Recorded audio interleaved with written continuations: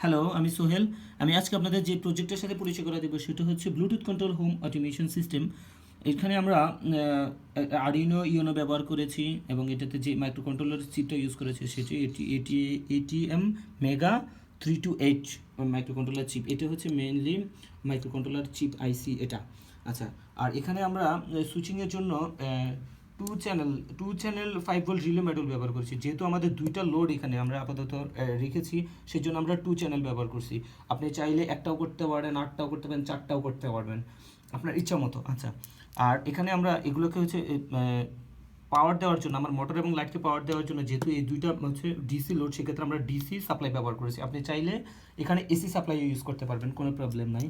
আর এখানে আমরা যেটা ইউজ করছি ব্লুটুথের সাথে, আমার মোবাইল ব্লুটুথের সাথে আমার ডিভাইসটাকে কানেক্ট করার জন্য আমরা একটা ব্লুটুথ মডিউল ব্যবহার করেছি। এখানে আপনি চাইলে মোবাইলের ওয়াইফাই সিগন্যাল ইউজ করে, আবার এখানে একটা ওয়াইফাই মডিউল ইউজ করে কিন্তু আপনি ওয়াইফাইয়ের মাধ্যমে কিন্তু এটা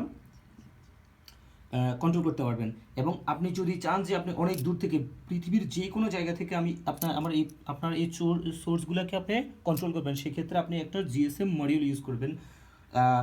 আর এইদিকে সেটা হচ্ছে আমাদের নিজেদের তৈরি করা একটা অ্যান্ড্রয়েড অ্যাপস, আর অ্যাপস যার মাধ্যমে আপনি আমাদের সোর্সগুলোকে হচ্ছে অন অফ করতে পারবেন। আর এটা যেটা দেখতে পাচ্ছেন সেটা হচ্ছে আমাদের কোডটা। আচ্ছা, আমরা যদি এখন আমাদের লোডগুলা দেখি আর কি, আমি যদি অন করি আমার লোডটা কিন্তু চলতেছে। আমি যদি অফ করি, অফ। আর যদি আমার মোটরটা চালাতে চাই, সেক্ষেত্রে আমি অন করলাম, আমার মোটরটা ঘুরতেছে। আমি যদি অফ করে দিই, যে আমার মোটরটা অফ হয়ে গেল। Thank you. আমি একই সাথে যদি আমি দুইটাই চালাতে চাই, সেক্ষেত্রে আমার দুইটাই কিন্তু একই সাথে চলবে। আমার লাইট জ্বলতেছে, ফ্যান চলতেছে। ধন্যবাদ।